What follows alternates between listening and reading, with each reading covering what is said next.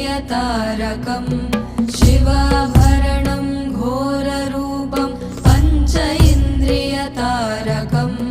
नित्यं जाग्रत्स्थिते निष्ठं नागनागम् आश्रयेऽहम्